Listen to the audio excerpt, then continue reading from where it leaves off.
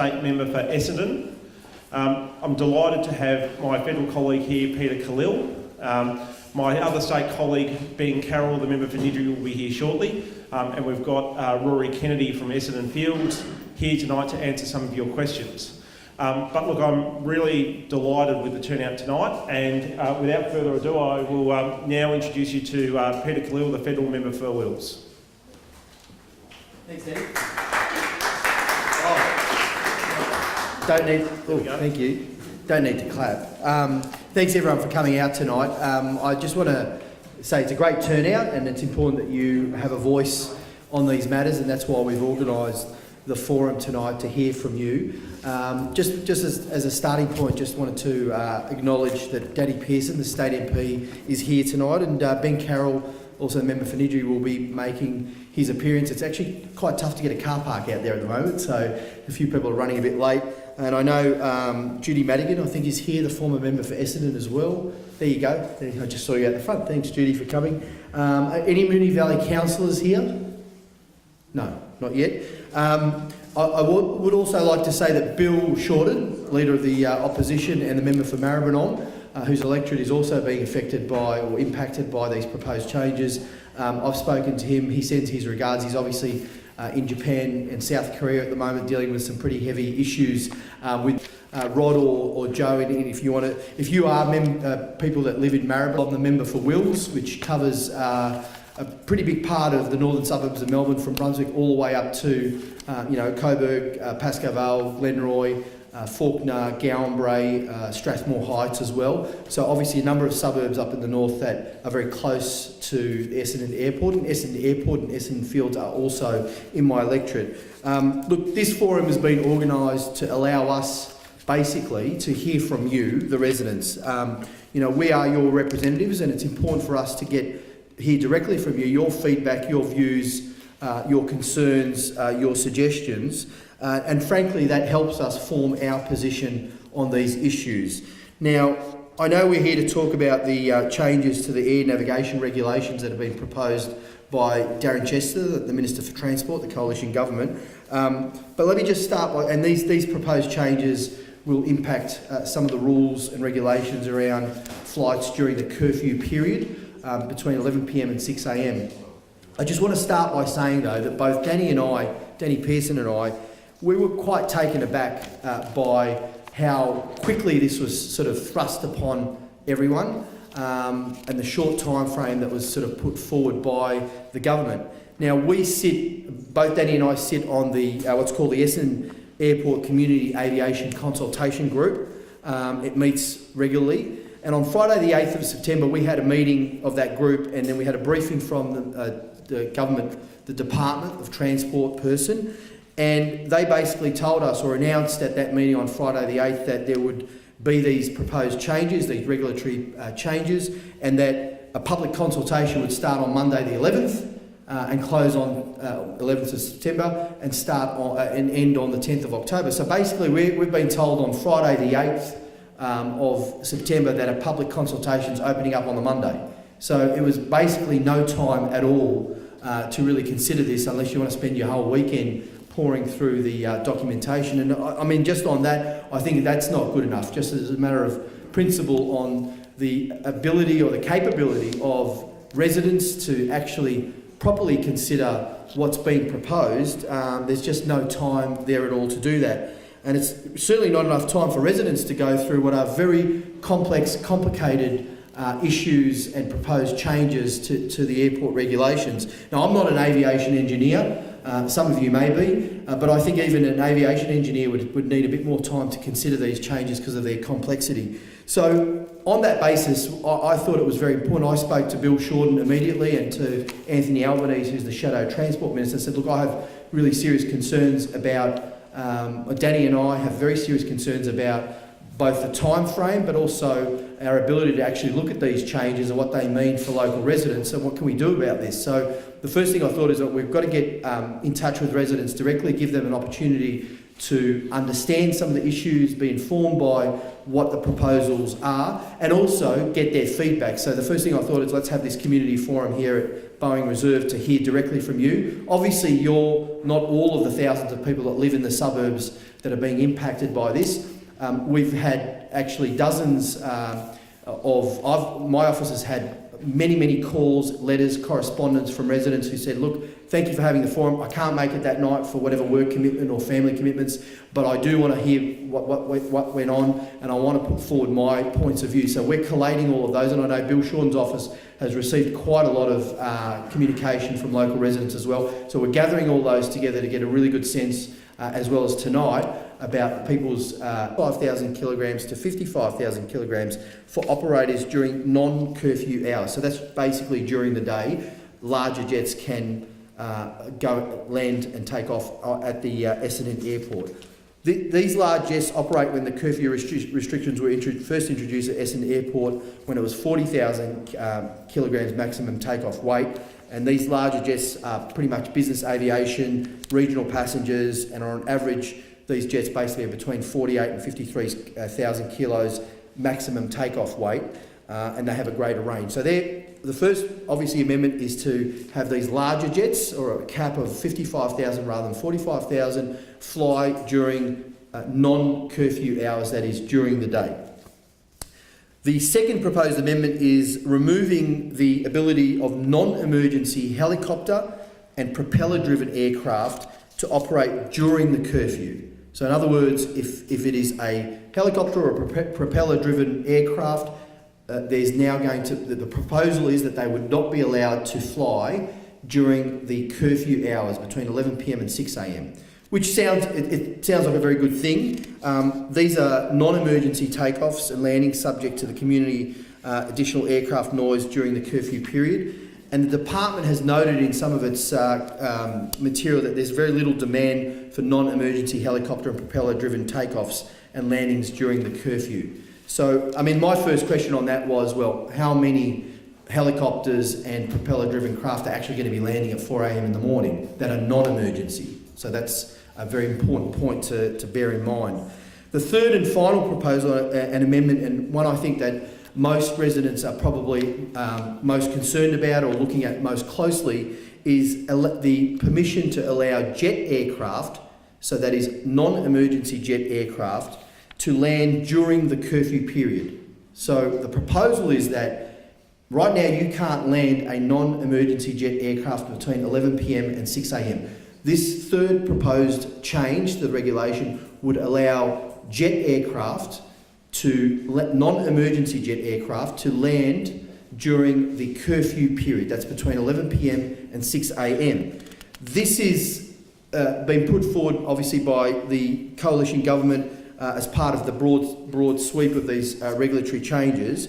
Essendon Airport is currently one of the only Australian airports where business aircraft are not permitted to land during the curfew. So the argument was made that in Sydney, and in Adelaide and Gold Coast, these commercial jet aircraft are permitted to land during the curfew period. And those airports, Sydney, Adelaide and Gold Coast, have caps of 95 decibels. The proposed third change of allowing jet aircraft to land in the curfew period would have a 90 decibel maximum. So no aircraft could land with noise that's higher than 90 decibels. So these regulations altogether establish that regulatory framework for the restriction of aircraft movements at Essendon Airport during curfew and non-curfew hours. And these are the proposed changes that have been put forward by Darren Chester, the Federal Minister for Communication, just in that very short time frame period. So I think that's a very good summary, as objectively as I can be, of the facts of what's being put forward by the government. As I said earlier, my concern as a representative of many people that live in this area was, number one, there has been virtually no time given for residents to have a proper or allow a proper consideration of these proposals, to be informed by them, but also be able to assess the impact of these proposals and get various consideration of what this actually means for them. And secondly, obviously, I would like to hear, and Danny and Ben and the other MPs that are here and the representatives from Bill Shorten's office would like to hear from you directly about your views. I mean, you've lived here for many, many years, many of you. You've been near the Essendon Airport. You know what the sound is like. You know what that impact is like. So it's important for us to hear directly from you here tonight. And as I said, we'll be taking the views of residents who can't make it tonight as well, who've written to us as well, into consideration on our position on this. One of the things that I think I'm going to be doing, certainly regardless of where we land on this, excuse the pun, is that I would like, when Bill gets back, I want to talk to him about Danny and I and him and Ben writing to the Minister and just saying, well, hold on, before you make any decisions about this, at least get the ATSB report, the CASA report on the recent incident, the crash that occurred last year, on your desk, and allow you to consider that report as you assess these broader regulatory changes. At least look at that first, this ATSB report. But we still reserve the right, of course, to have a further position of opposition to this, or opposing some of it or not a part of it down the track as well. But that, I think, should be dependent upon what we hear from you tonight.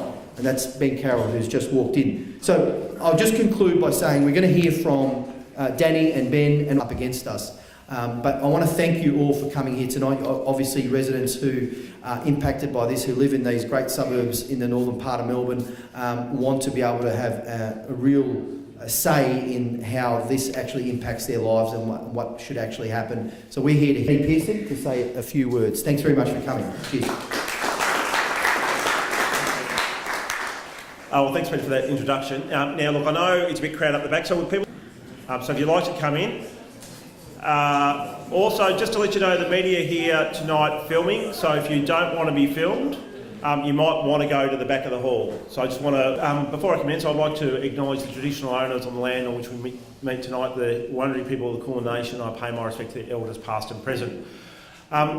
Look, I won't cover over the ground that Peter's already covered, but I do want to make a few observations and points, and I also want to probably provide a bit of advice to the community as to how we can respond to these proposed changes. As Peter said, I'm a member of the CACG, and I've been a member of the CACG since I was elected in 2014. And we meet every 3 months. Since I've been elected, I've missed one meeting because of a diary fail at my end, but I attend every meeting, and I attend on behalf of the community because I want to make sure that the airport is operating as best as it can. And so we meet for an hour and a half every quarter, and as Peter said, we were told on the Friday that the next working day the consultation would occur. Now, for me, I give up my time to attend these forums because I think it's the right thing to do, but consultation's a two-way street, and I felt that it was pretty poor form by the federal government to turn around and basically say, well, we're making these changes.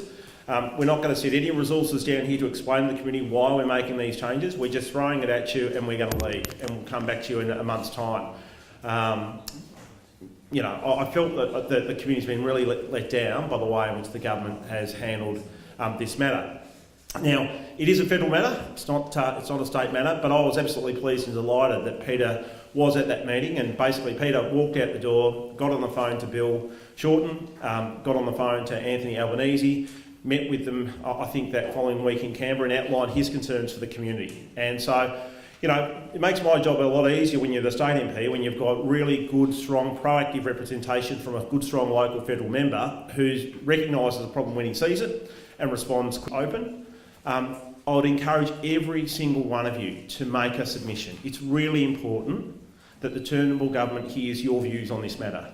Circulated and you just hit the send button, it's not as effective as a submission in your own voice. I think it's really important the federal government understands what these proposed changes will mean to you, to your family, to your property, to your lifestyle, to our community. And so I'd really encourage you to do that.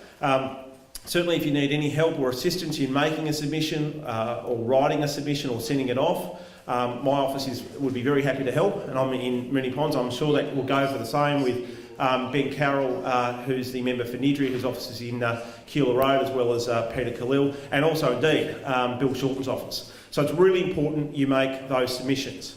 Now, I'll try not to get too technical from a parliamentary perspective, but basically the way in which this process will work is that submissions will be received, a report will go to the Minister. If the Minister agrees to make these changes to the curfew, it becomes a regulation. And what happens is that the regulation will be produced and it goes before the House of Representatives and the Senate. But if a majority of members on either house don't support that regulation, it lapses. Okay? So it's really important that you put in the submission.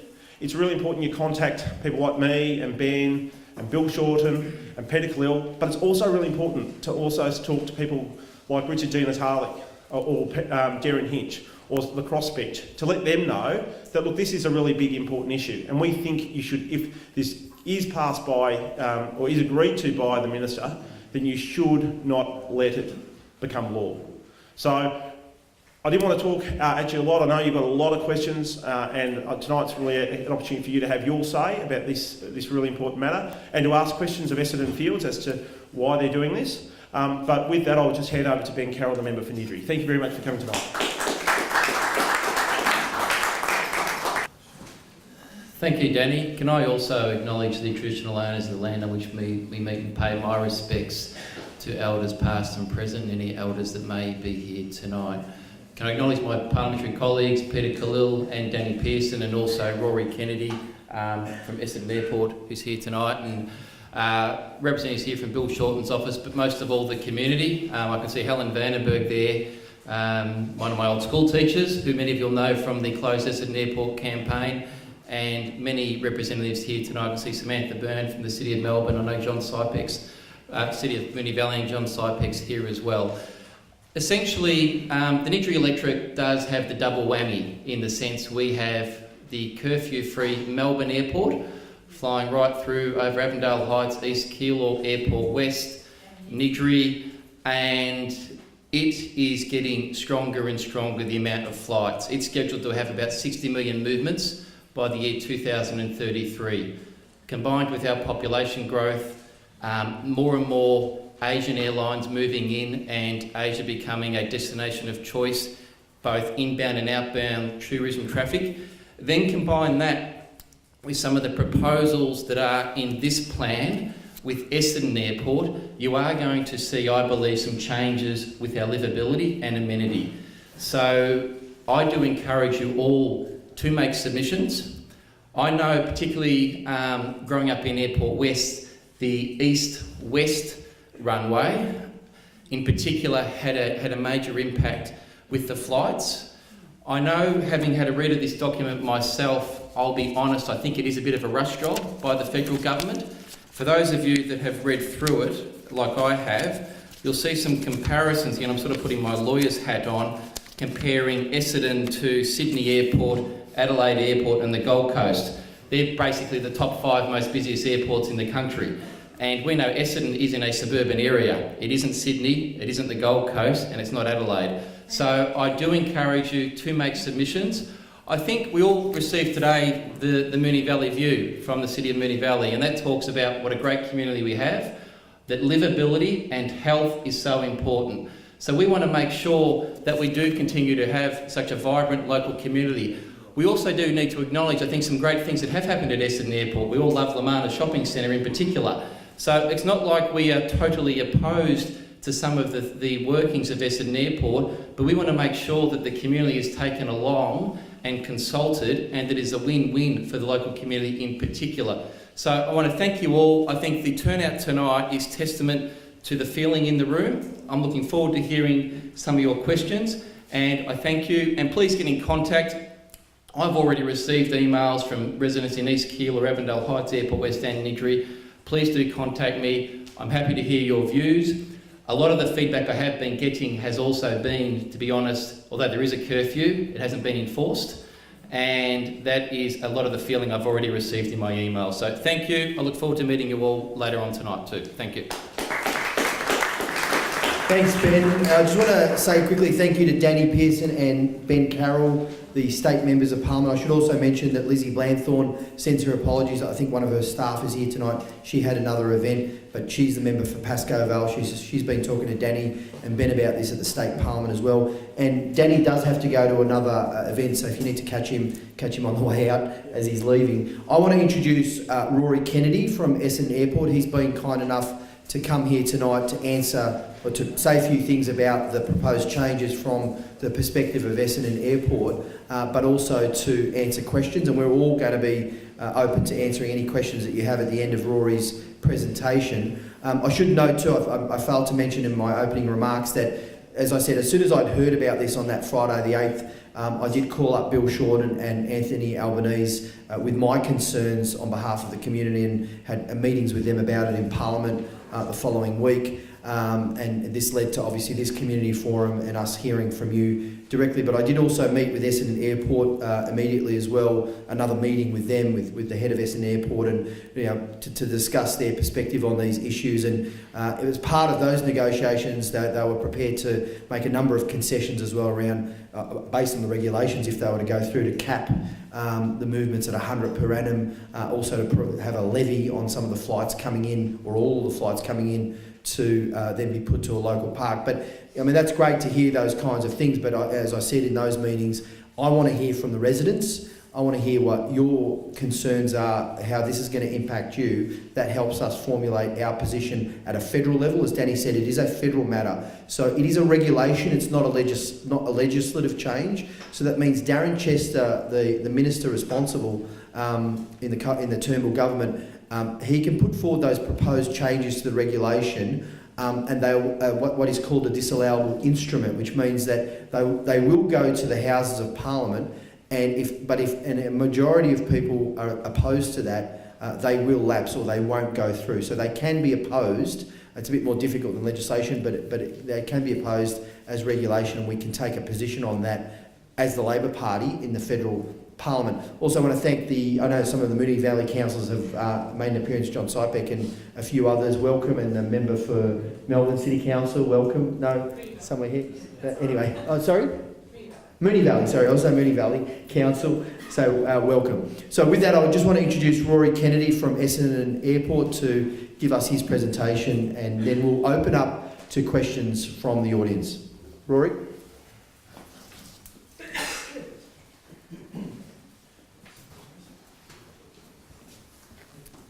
Thanks, Peter. I'm Rory Kennedy. I'm Manager Planning and Government Relations for the airport, and I'm joined by Phil Gregory, our Acting GM of Aviation. Our CEO, Chris Cowan, sends his apologies. He's overseas this week. These proposals will give Essendon the strictest noise requirements of any curfew in Australia. The proposals are about non-emergency movements during the curfew period, which comprise about 6% of movements during the curfew. For example, in the first 6 months of this year, there were over 1,000 police air wing and emergency operations during the curfew, compared with just 63 non-emergency movements during curfew hours. Under the current regulations, non-emergency propeller-driven aircraft under 8618 kilograms can operate without restriction during the curfew. The good news is that these would be banned under the proposal. Non-emergency propeller-driven aircraft over 8618 kilograms can also operate without restriction during the curfew, as long as noise emissions do not exceed 90 EPNdB on takeoff or 95 EPNdB on approach to landing. These would also be banned under the proposal. Non-emergency helicopters can currently operate during the curfew if the helicopter complies with certain noise levels. I can also say that these would also be banned under the proposal. How many are I don't have that information with me. It's 63 non-emergency movements during curfew period. Per annum? Per annum. Oh, sorry, no, 63 for the first 6 months of this year. And that includes helicopters and turboprops. The new generation of business jets is quieter than some of the other types of aircraft that are currently permitted to operate during the curfew. Although they are quieter, I'll take questions at the end, thank you. Although they are quieter, some are also heavier. That is why we support the curfew changing to a noise-based restriction instead of being based on weight or engine type. The proposal for business jets is to allow landings only, limited to aircraft with a maximum noise level not exceeding 90 EPNdB. That is quieter than other aircraft currently allowed to operate during the curfew and will be the strictest requirements in Australia. Peter Khalil and the other community representatives have raised concerns that these proposals may lead to an increase in non-emergency movements during the curfew. That is not our objective, and we would support a limit of 100 non-emergency movements per year during curfew hours. That is less than the current number of non-emergency movements during curfew hours. Although we want business jet operators to have the flexibility to land at Essendon during curfew hours, we do not want to encourage this unless absolutely necessary. And a community fund seems to have community support. We would support a levy, and we agree that it makes sense for local community projects to benefit from that. Essendon Airport considers these to be sensible reforms which work better for industry and at the same time give residents the benefit of stricter noise restrictions. Thank you.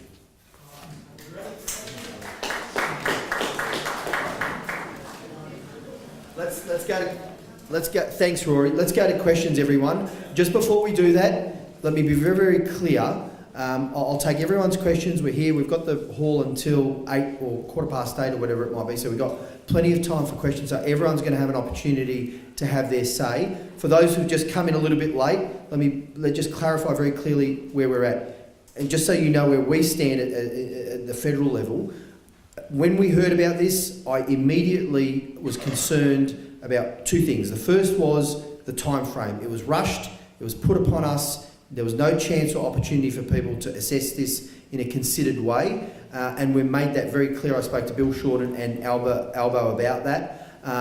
And for those who missed out, I am going to, after this meeting, write to the Minister Darren Chester, jointly with Bill Shorten and the other state MPs, asking him not to make a decision on this until at least he's received the ATSB report, which is the CASA report on the crash that occurred. So at least have a look at that before you even move to considering these regulations. My second concern is around the substance of these proposed regulations, and I've raised some issues about that, but I want to hear from you all, and this is the opportunity to do so. So this gentleman up here, first question. Yes, sir.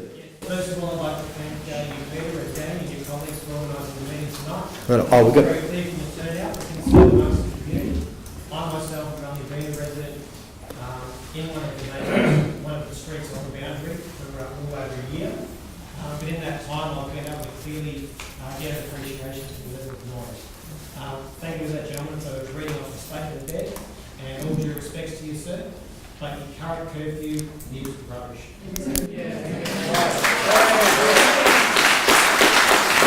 Thank you, sir. Is that a question? You got a question as well? Maybe at 11 o'clock at night, and I'm scratching my head and go, what's the laugh out? I'm sorry, but I don't believe the word is saying. All right. Take that as a comment. Yes, sir, in the corner there. It's directed to Rory. Do you want to come up, Rory? Here is that the air traffic control at Essendon Airport is not going to be increasing their hours of operation. So is it effectively going to be uncontrolled airspace? No. It's Melbourne controlled airspace. Sorry, it is not. It's actually meant by Essendon Air Traffic Control. And I know because I've worked for Air Service Australia. So it will be uncontrolled airspace if they stop air traffic control operations between 9 and 10 o'clock at night. Thank you. I might let. Would you like to answer that? I'll let Phil Gregory answer that question. He's more familiar with the air traffic control than I am. The after hours operation reverts to Melbourne. Come up to the mic, Phil.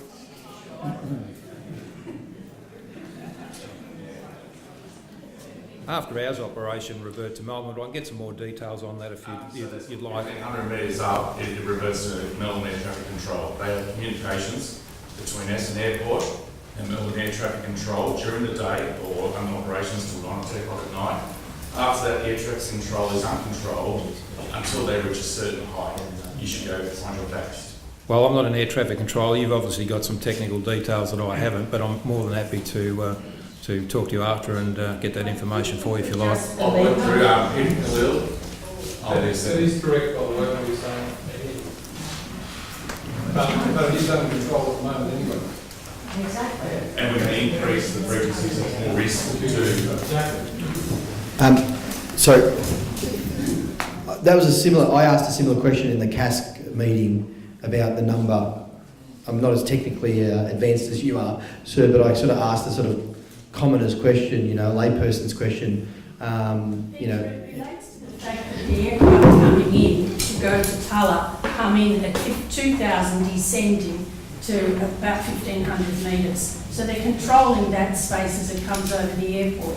Once you go below that, which is where these aircraft have to come in, because you have to keep a kilometre distance between those, then you've got everything coming in at Essendon below that 1,000 feet. You've got people here with aircraft between 93 and 103 decibels coming in at 400, 300 feet above their houses. And this is an airport that has houses within 50 metres and 100 metres and 200 metres of the end of the runway. We don't have a buffer zone. Melbourne does, and so does all those other airports. So one of the questions I asked was exactly about that. What is the distance between the end of the runways at Essendon compared to Sydney, Adelaide and Gold Coast as a comparison? It's a valid question. You've just had a question, sir, but I might go to the lady over there. Yeah, first of all, I want to acknowledge Helen Vandenberg, who's been an absolute community stalwart on this issue over a long period of time. This has been one of the biggest meetings I've attended on this issue. We are actually literally right at the end of the north-south runway, and for anybody who's never experienced 90 decibels, this is frightening. We have, I won't say frequently experienced it, but we've certainly had many, many instances of that, and it is absolutely terrifying. Are you at the end of the north or the south? Which? The south, the north one. Yeah. So we're right at the end of the north in Strathmore Avenue, right up in that corner there. It is absolutely astounding. I cannot believe that this could even be contemplated. The curfew as it is not adhered to, because you've got the aircraft staging right on. We've had them take off over us right on 7 o'clock in the morning. They've been at the end of that runway with the motors running, with the engines running, ready to go. That's not a curfew. So, good points. This gentleman here in the blue. Thank you. Look, I'd like to make a bit of a statement within the question to Mr. Nicholl. I live in Essendon Park and I represent a group out there with the problems that we're having from Melbourne Airport's development. Now, Melbourne Airport is proposing another flight path which will cross the flight path of Essendon. And our concern is the safety of that. I know that people are concerned with North 3R as well, but I want to highlight the risks. And there's examples, we have examples, particularly there was one example on August the 13th where aircraft took off from Essendon, flew over to the north, it went into Melbourne Airport's airspace, it was 300 feet vertical separation and about a minute lateral separation. From the traffic coming in, we've got about 4 or 5 aircraft banked up, they're coming on the east-west, and this aircraft from Essendon took off into that airspace. That's not an acceptable risk, given that this airport, Essendon, has lost already 17 lives that we know of over its life here. We think that's an unacceptable risk. But we also look at it, and I think Essendon Airport has a lot of options here. You have another airport which is curfew-free to operate another airport. And in the national interest, it should take up some of this aviation growth. At the moment it can't. The Victorian public are paying millions down to Avalon, the same operators operating Essendon, to keep the budget service up there. The aircraft that you've got here at Essendon should move over down there. Then you have a curfew-free airport.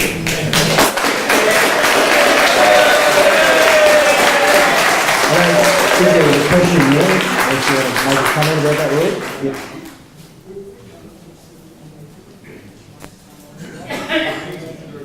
So the Melbourne Airport proposed third runway will go through a major development plan process, which Melbourne Airport will run, and that will be a decision by the Minister. As for safety, the airport is safe, and aviation in Australia is safe. The same CASA standards apply to Essendon Airport as any other airport in Australia. Essendon has the worst safety record of any airport in Australia. The incident in February was a tragic accident that could have happened at any airport. These curfew proposals are about noise. These curfew proposals are about noise. That's what I'm here to talk about tonight. This lady over here has been waiting very patiently on the right. So, Laura, you keep on saying that this is about noise, and I think for every single person in this hall tonight, it's about so much more than just noise. I was a mother dropping my child off to kindergarten on February the 21st when I saw a ball of smoke, which quite frankly for me could have meant that my own suburb or home could have been attacked by a terrorist. I didn't know. But within 3 seconds I knew exactly what had happened.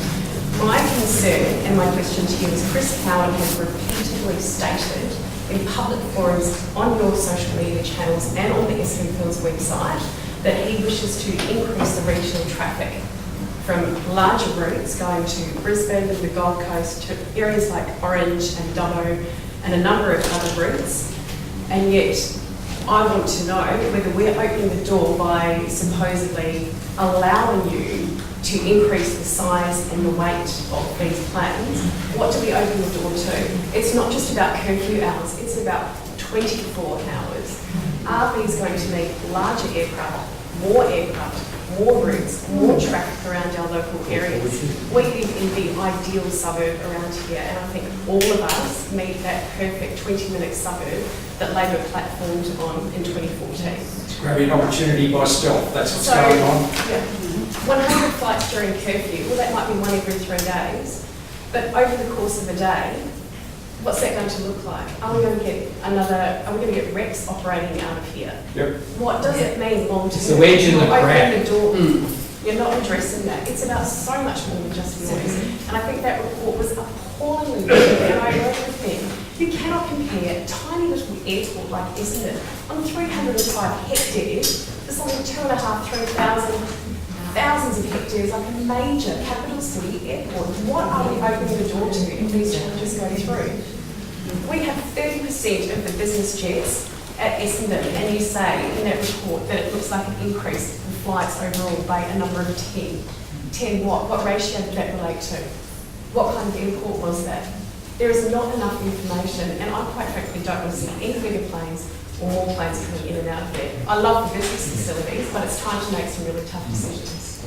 And we'll fight here every single day. Well,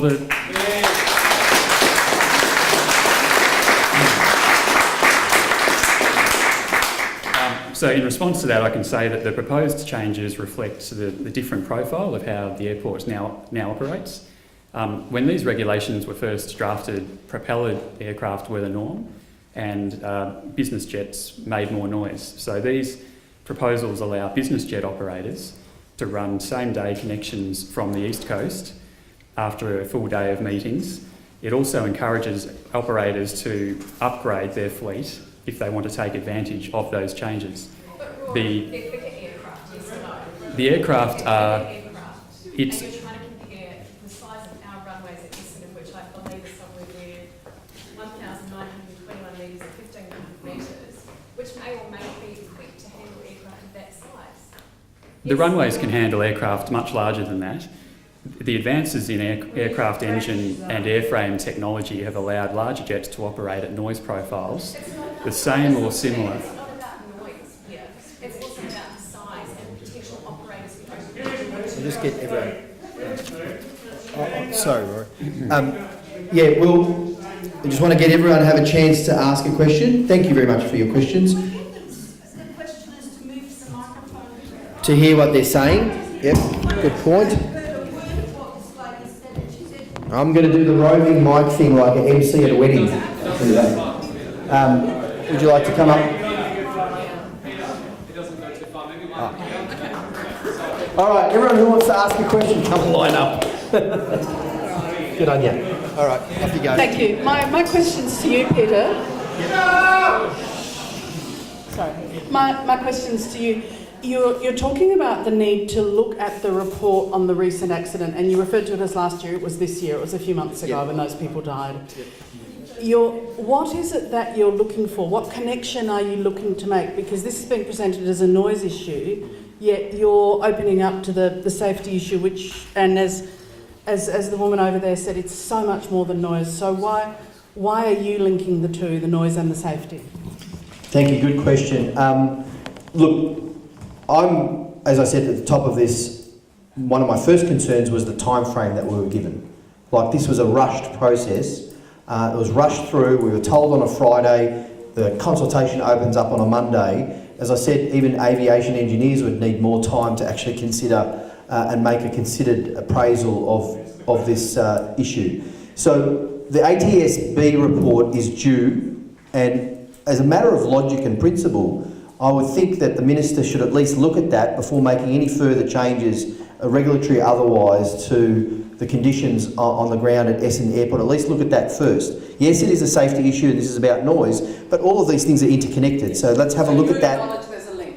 Well, I'm saying that have a look at the ATSB report before you make any decisions. I mean, the other part of it, quite honestly, is it at least gives us a bit more time to consider all these proposals and allow you, as the public, to actually have a look at this in greater detail. So I'm trying to find space for the public to get a bit more time to look at this and for us to look at it in a bit more detail. So that's probably the best answer for that. I would have preferred that this wasn't thrown on us in such a short space of time and we were given more time to consider it. Questioner is up here. Sorry, sir. First question I'd like to ask is what have you got in regards to safety, like terrorism, drugs? Is anything been looked at that and see who's going up there, who's not going up there, for starters? It's a bit of a broader question on security at the airport. Do you want to answer that, Rory? Quickly on that, because we've got... Well, look, we're really here to talk about the curfew proposals, so I'll be available after the meeting to talk about other general matters, but these amendments to the curfew regulations have no bearing on the current security arrangements. Do you have a question about the curfew? Well, I've got one here regarding the... I don't understand how the government actually even considering this, because the noise, it says here, that I quote, aircraft noise, right? Noise, in effect, is causing a nuisance as defined under the nuisance provisions of the Health Act in 1958. Now, that is contrary. So why the hell are we here? Good question. I'm going to be asking Darren Chester the same question. Just a question for Rory. Rory, this notice that came around in the local press is talking about proposed amendments and the Department of Infrastructure are seeking feedback. But who instigated these changes?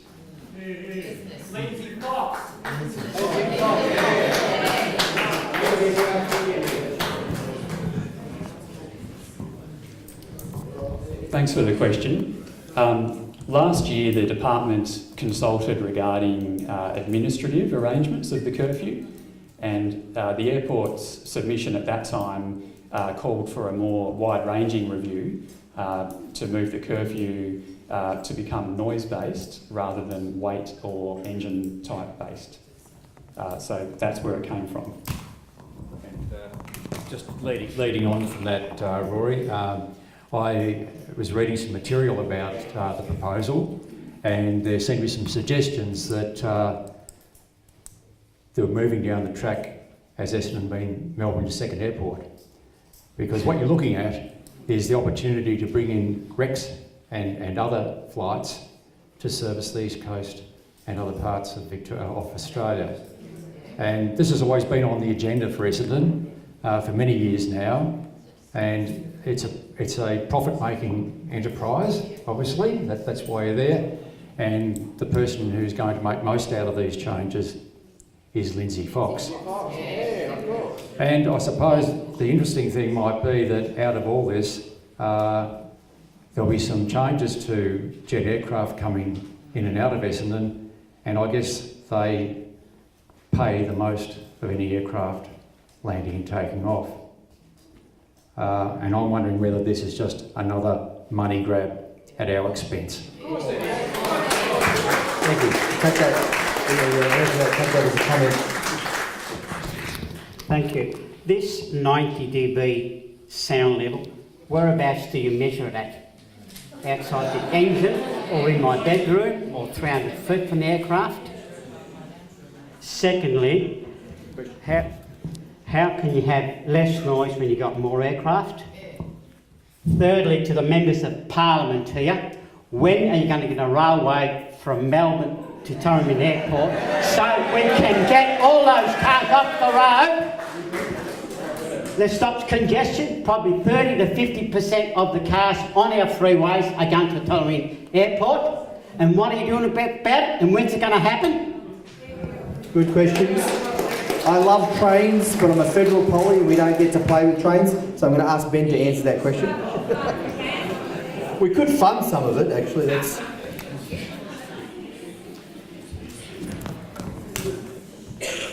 Thanks, Apollo, for that question. There is a feasibility study underway jointly by the state and federal government. I actually have a local airport action group in my electorate, and on their behalf I have met with the State Transport Minister, Jacinta Allen, and I'm trying to make sure the locals can have some input into that. There was a proposal about 5 years ago for the Albion East Line, which would be a fairly long trip into the city. The previous government, you might remember, was handing out actually tickets at Spencer Street Station to actually catch the train to the airport, even though it wasn't going to be built for another 20 years. But with our population growth, we are going through the biggest population boom since the gold rush. 1,800 people a week, and you're seeing it right around the city of Moonee Valley with its density and its apartments, are coming to call Melbourne home. So I think for the first time we have both a state and federal government working together. Very much nearby we have the former defence land. Now that's quite a controversial development. We had the state government have a proposal for about 4,000 residents, and the federal government want double the size of that and a potential train station there. So there are some areas where it's grey and there is an agreement between the state and federal government, but the takeout and the answer to your question is that there is a feasibility study happening right now, and I'm very keen to make sure though local residents, particularly in my electorate from Airport West down East Kill and Avondale Heights, where the Albion East Line backs onto, actually have an input into it, because it does need a sound wall. And for those of you familiar with the Albion East Line, it also has its noise issues. The old red gum sleepers have been replaced with concrete sleepers, and some of those residents are literally getting, I talked about the double whammy before, they're getting the triple whammy: Melbourne Airport, Essendon Airport and the Albion East Line. So thank you for your question. Thanks, Ben. There was a question about where the 90 decibels is measured. That's a good question, because I remember the lady here was talking about, you know, the sound of the approaching aircraft over the residence. So where is it actually measured? It's a bit of a technical question, but I'd like to know too. So it's 90 EPNDB. So EPNDB stands for effective perceived noise level in decibels, and it's measured from a number of different points. I'm not an acoustic engineer, I can't explain it any further, but what I can tell you is that it is stricter than the current curfew requirement, which is 95 EPNDB. Well, it sounds like a couple of different points, but I'm not sure whether that's at the airport and the landing or... Right, we'll go to the next question. My property is in Gowngrave, and it's on a hill, as you know, and as planes land, I can see the faces of the pilots. They're that close, right? And the look of shit. Yeah. I'm concerned that these regulations are being rushed without considering the major public health impacts that these have on residents. And you know, there are many communities around the world who are in a similar situation where airports are expanding. A study in Germany, for example, of 1 million residents found statistically significantly that just 60 decibels increases coronary heart disease by 61% in men and 80% in women. Just 55 decibels increased the risk of heart attacks by 66% in men and 139% in women. The Federal Aviation Administration in the US says a sound level of 65 decibels is incompatible with residential communities. And so an increase to 90 decibels is really not considering really what I'm trying to ask Corey as well is, are we supposed to bear the health impacts so that a few business jet owners can land at convenient times for them?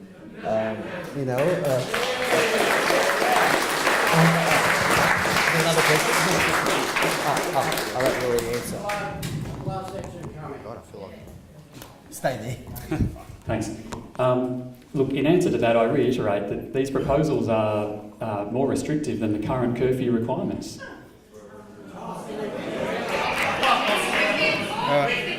Supplementary? And of course, a question to Peter as well. I know that the federal government is very business friendly and they would like to see these regulations pushed through, but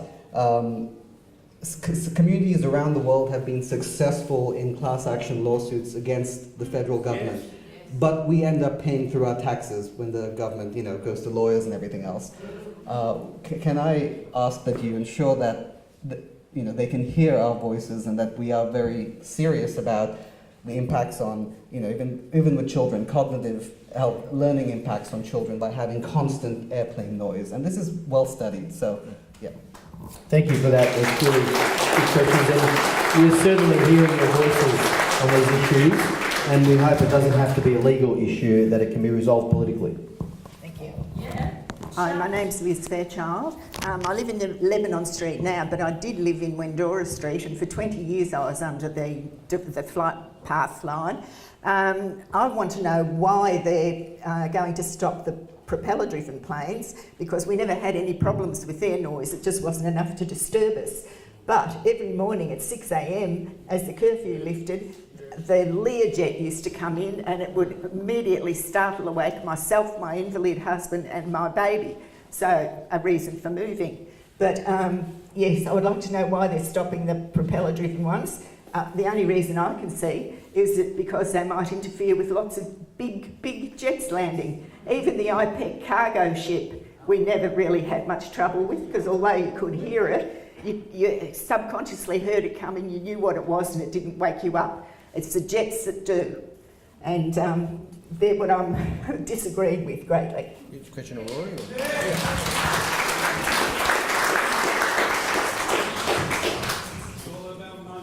So I reiterate the proposed changes reflect the profile of how the airport now operates, and there's been a transition more towards business jets rather than propeller. And in the modern technology with business jets is that they are quieter. These are generally charter operators which are running local businesses and handling private individuals and groups. Before we go to the next question, I actually want to ask a question of myself or the residents. So, as I understand, and having been attending these community aviation consultation groups and familiarising myself with the airport and its activities and so on, and not quite to the level of aviation engineer, but at least some level of understanding, I assume everyone here is okay with the necessary emergency aircraft landing, if it's medical, ambulance, that kind of thing. Except, I suppose, for those who don't think Essendon Airport should be there at all. Fair enough, that's their view. But for the majority, would that be correct, that people are okay with the emergency aircraft? Okay, I mean, we're talking about medical evacuation, things like that.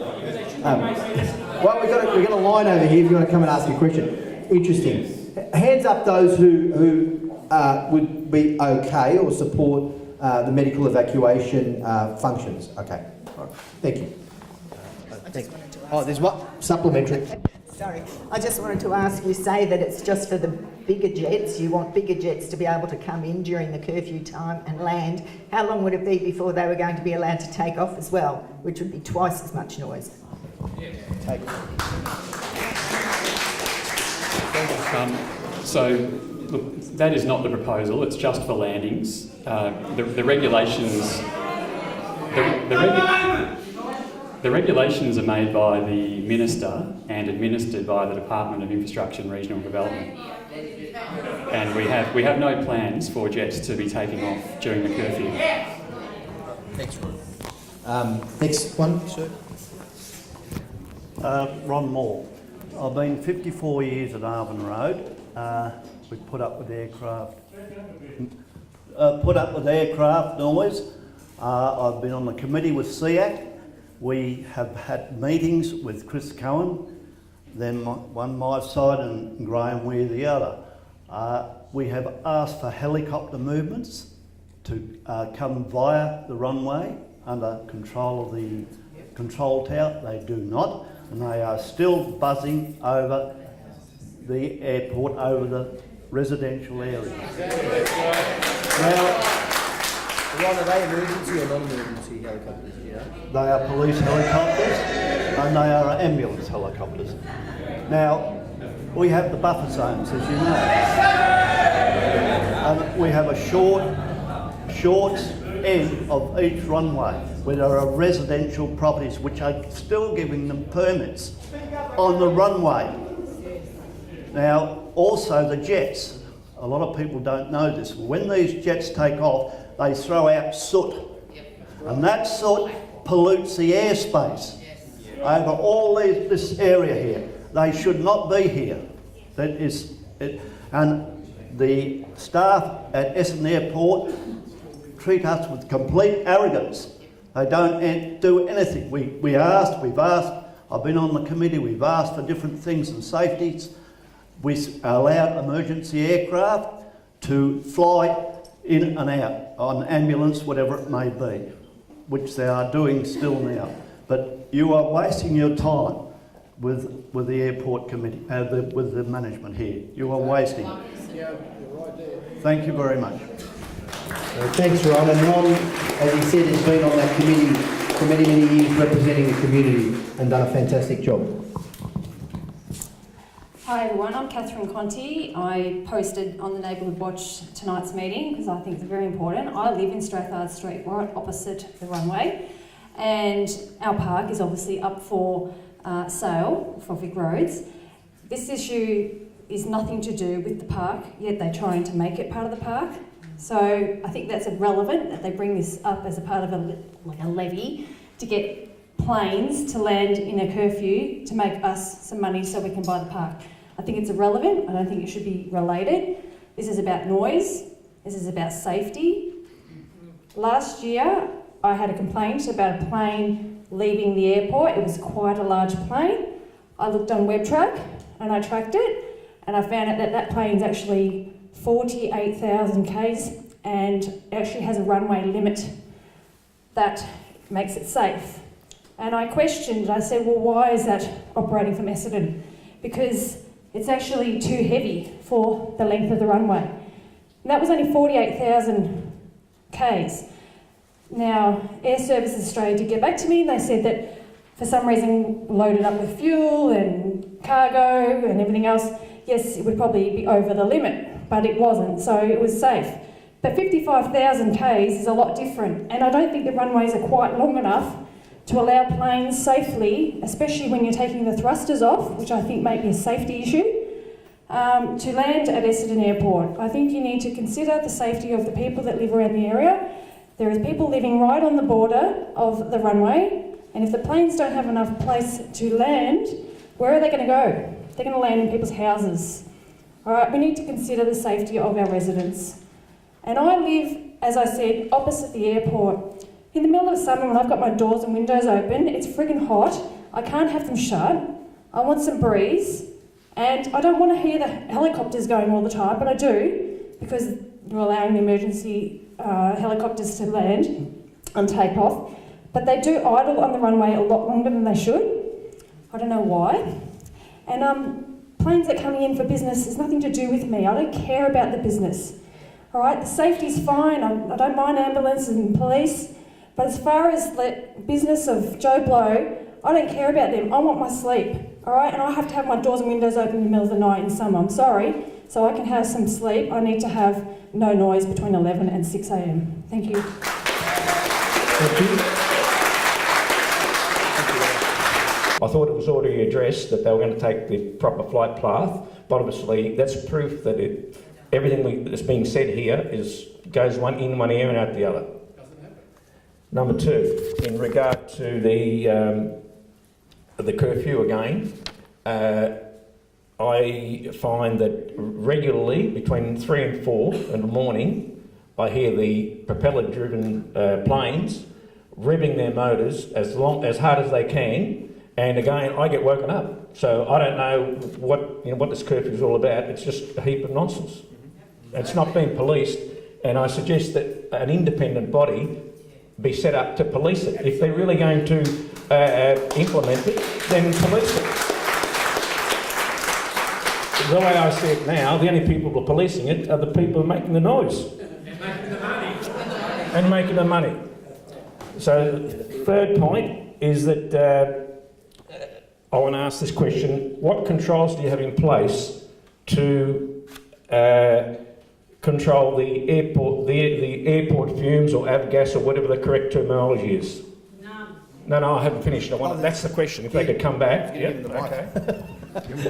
Actually, before I hand over to Rory, can I just address your point 1 and point 2? Point 1, I asked that question about non-emergency propeller and helicopter aircraft and how many actually go down onto the airport during the curfew hours. It doesn't seem to be that many because they're non-emergency. By definition, they're the ones that you're seeing, the police and the ambulance and the curfew hours.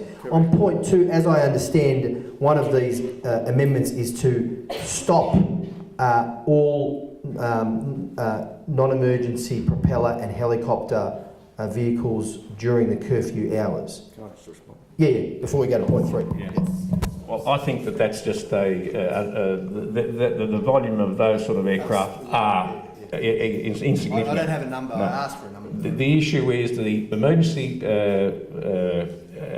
helicopters do not fly in the areas that they're supposed to fly, and that is away in the flight path. They take the shortcut and go over the houses. Yeah. Point 3, just remind us point 3, the question. Yeah. Point 3 was, what control does the airport have at the moment to control the fumes? Or avgas or whatever you want to call it? Okay. Environmental question. Sure. Look, we're happy to take that on board, and we're here to listen to the community feedback. But I'm here to talk about the curfew proposals. No, well, I'm here to talk about my livelihood, my health. So Okay, thanks, Rocco. I think I should respond a bit more. I think that we're all entitled to that answer, and the reason I mention this is that this morning, as recent as this morning, I was in my backyard with my grandson, 2-year-old, and I had to go inside because of the air fumes that were blowing our way. Now, is that fair that we should live in that environment? No. Thank you. Thanks, Rocco. My name's Ross. Ross, sorry. Hi, my name is Anne Head. I've been a resident of Strathmore for 40 years.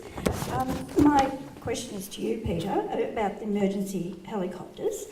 They come over regularly during the evening and they don't adhere to the flight path.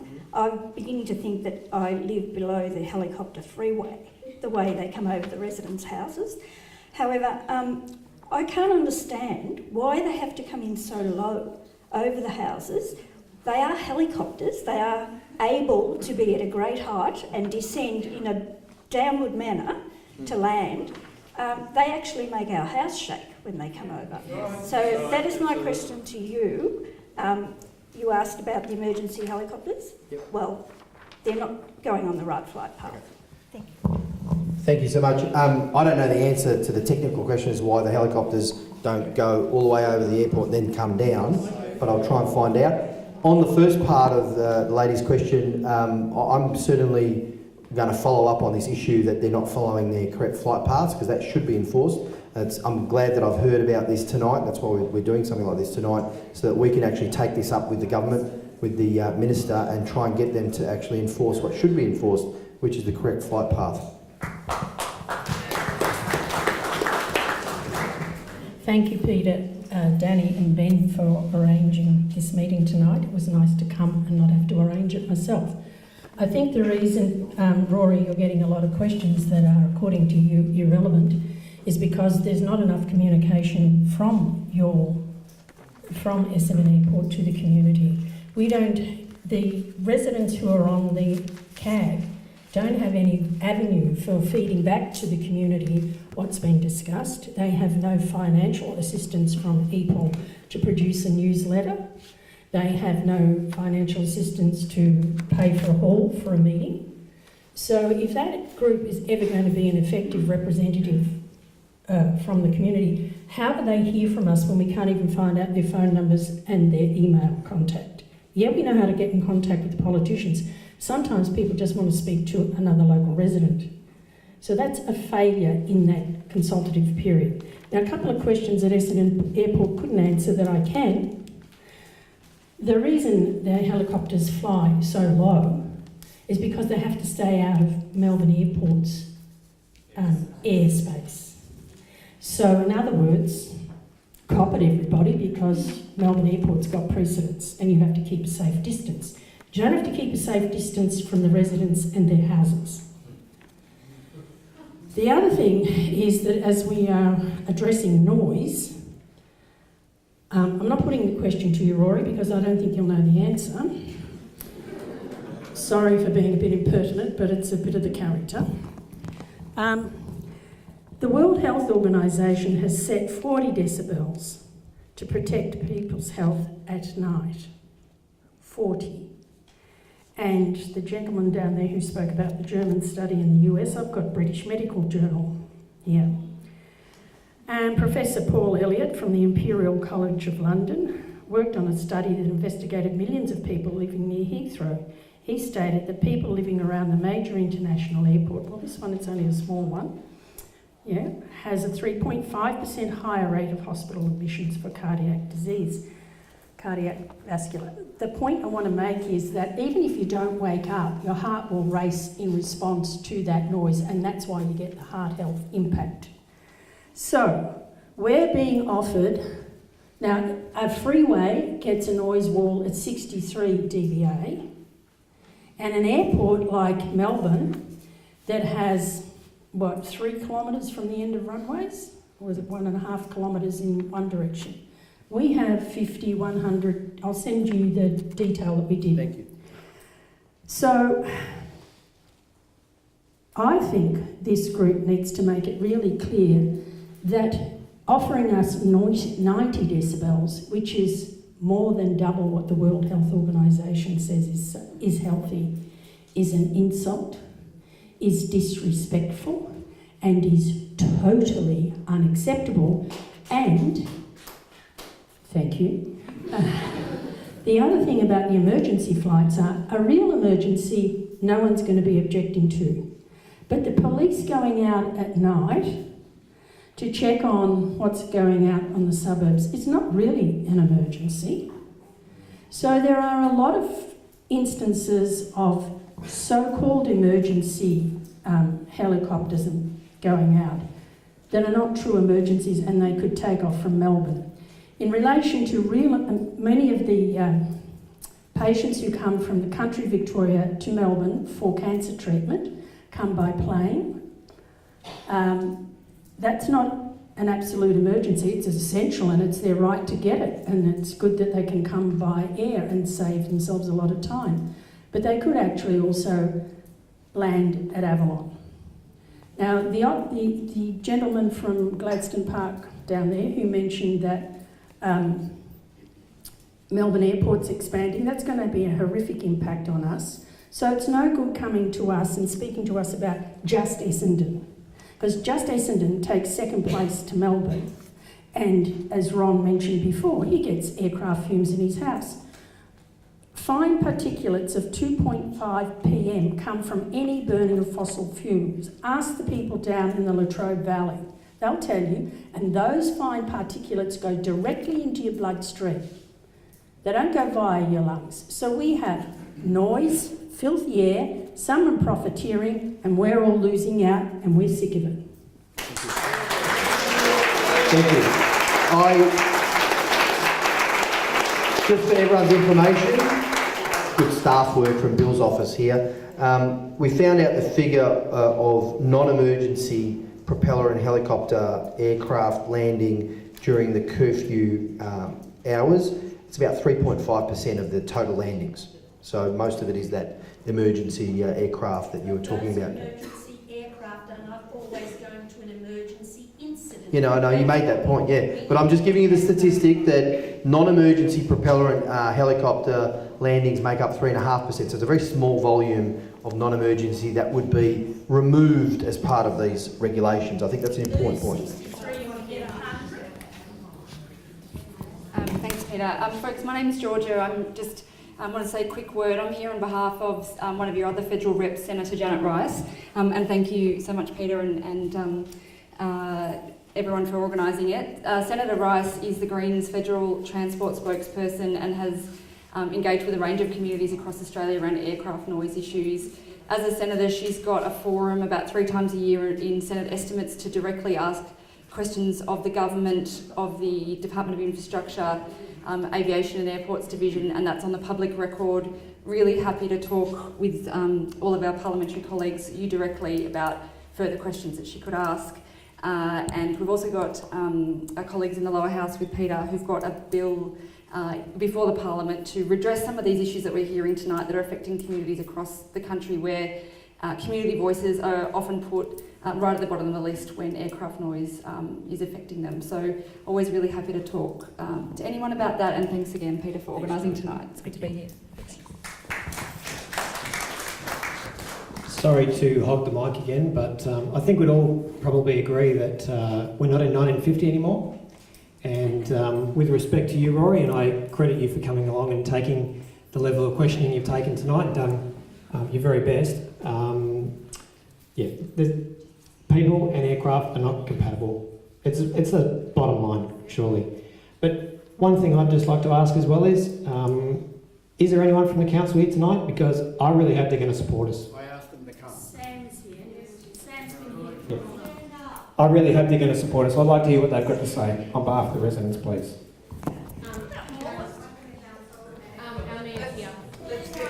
Yeah, let's hear from the councillors.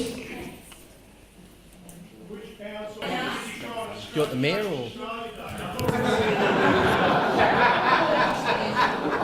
My name's John Sypek. I'm a councillor, but I'm also an aircraft engineer, and I just want to give you a little bit of a fact.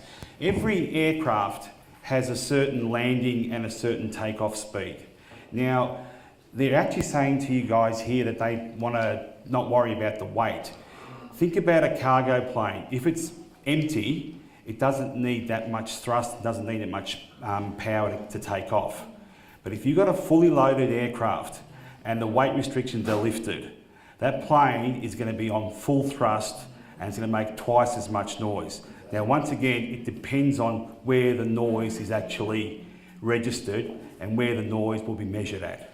So, in your submissions, think about the actual weight. I think the weight is, I think this is a bit of a furphy and they're trying to get the weight restrictions removed so they can have more cargo flights coming in. Thank you, John. I didn't realise you were an aircraft engineer. I just knew you as a Collingwood supporter, but anyway. Good evening, everyone. I'm Andrea Serace. I'm the Mayor of Moonee Valley. I can just let you know where we're at currently in relation to this issue. We have written to Darren Chester, the Minister for Infrastructure and Transport in the Federal Parliament. We've asked for an extension of time, which we've been given to the 24th of October to put our submissions in, but our submissions will be based on our community, your safety, and listening tonight to all of the issues that you've raised, in particular to the health issues and the noise issues. Definitely this needs to be addressed. I commend Rory, I mean, you're out on a limb there, but definitely council is supportive of the community and its residents. Sandy, yours. Thanks. Hi, my name's Samantha Byrne. I'm one of the new councillors. I'm not the mayor and I'm not an aircraft engineer, but I do care about the community. As you can see, I've got my 12-week-old daughter here, Lila, and I want to make sure that she grows up in a healthy environment. We live in the area underneath one of the flight paths, and you can damn well be assured that this council is going to investigate thoroughly and stand up for the community. Right, thanks, Sam. Okay, we've got one more question. Yes, sir. What about the noise on landing and things like that? If you've got a fully laden aircraft coming into land and you throw it into reverse thrust, hoping the Christ you're going to stop before the end of the runaway, I wish you to give me not an average noise level. I would like you to find out what is the noise on a fully 52,000 kilogram aircraft under full reverse thrust, and it will not be 90. I do a lot of work at Point Cook, and I tell you what we find out down there is unbelievable about your reversing thrust.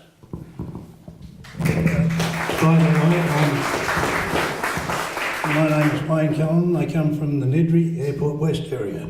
Thank you.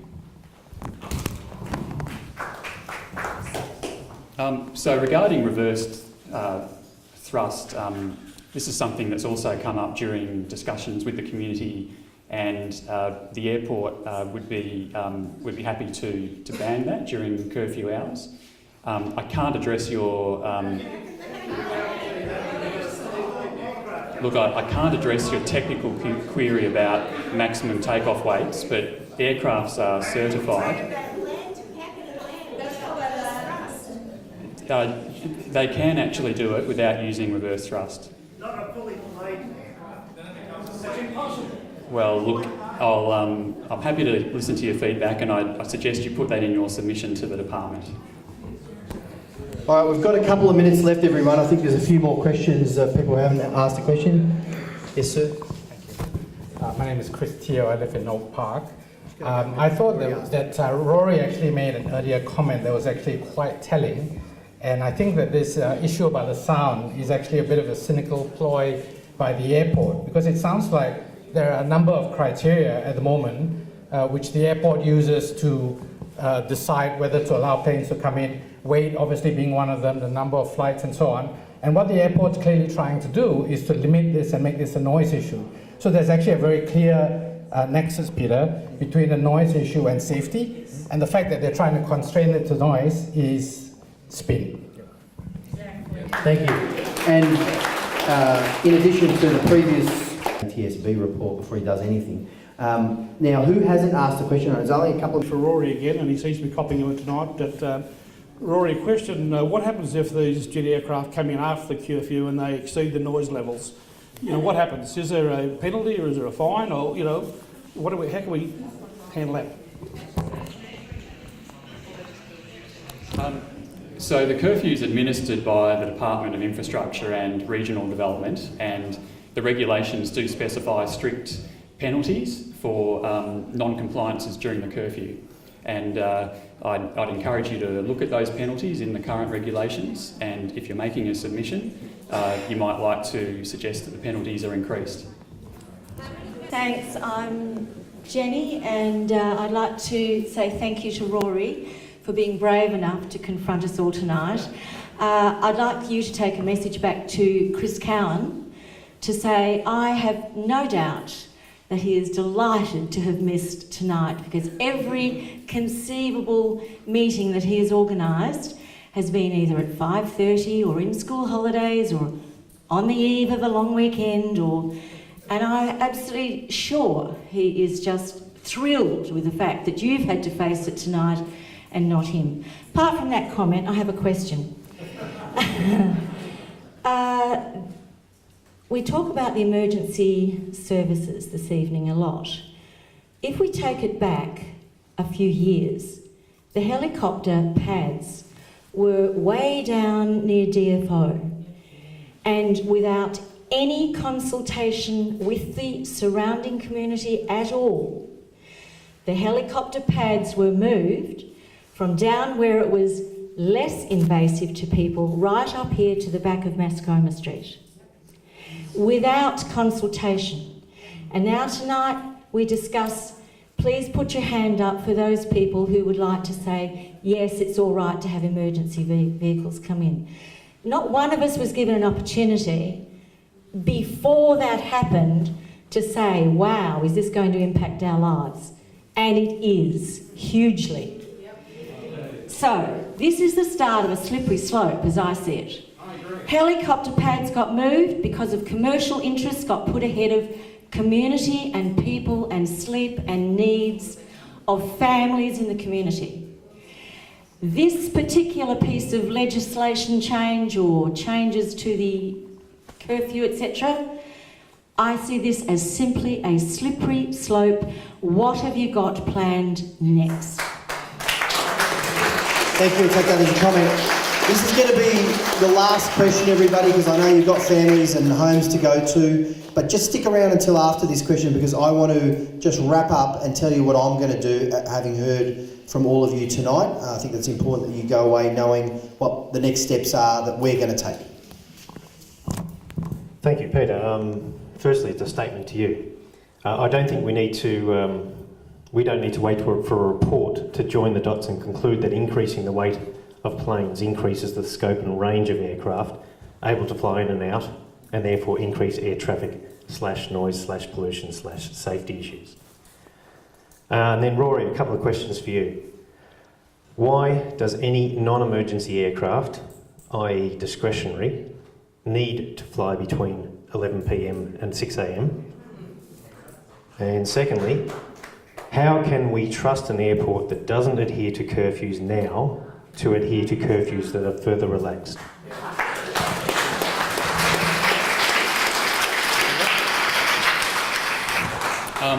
So I think I touched on this in one of my earlier answers, which it's about giving flexibility to business jet operators to be able to land during curfew.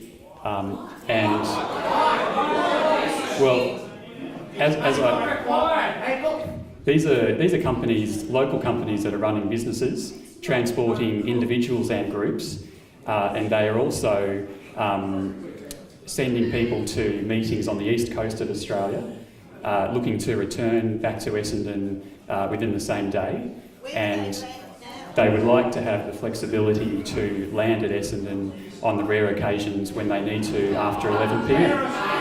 And so that's my answer to that.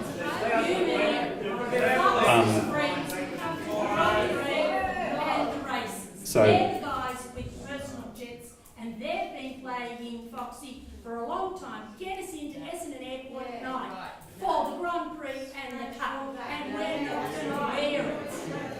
And your local business, we're local residents. That's right. We live here. With all due respect, Rory, what business meetings would they be connected to at 11 p.m. at night? No, I'm talking about people returning from elsewhere in the country. All right, everyone. We might have to get some security for Rory as he goes to his car. You'll be right. No, I know, I'm joking. Okay, we're going to wrap up, everyone. I'm sorry, sir. Okay. This leaflet was produced in 2002. We've been 15 years at Essendon Airport, and we have zilch. Absolutely zilch. So we haven't make any progress, and here we all together again. What's the leaflet? Arguing. The leaflet is no more accidents. This is your best chance. Protect our families, our health, our home, our schools. That is what we had in 2002. Just in conclusion, everyone. Firstly, thank you to all of you for coming out tonight. You're obviously concerned residents. I have heard you loud and clear. I've heard what you've had to say. We're also looking at all the correspondence, the emails, the letters, the calls that we've had to our officers, and we're notwithstanding that people might have different views who write to us, but I doubt it. It's pretty clear to me what you're saying to us. So the first thing I'm going to do, actually before I do talk about that, I want to thank Ben Carroll, the state. I've heard you loud and clear. The first thing I'm going to do, Bill's in South Korea and Japan at the moment. As soon as he gets back, and as I said at the top of the night, I don't think he's going to fly in at 3 a.m. at Essendon Airport. He might be in a bit of trouble if he does. I'll be talking directly to Bill about what you have raised with us tonight and make sure your voice is heard. I'll be giving Anthony Albanese a call tonight, but it's pretty clear where you're coming from and what you want. And on that basis, I think let me ask the audience here. basically, this is a leading question, but how many people here are opposed to the amendments? Okay. Anyone supporting the amendments? One person, sir. 2, 3. Okay.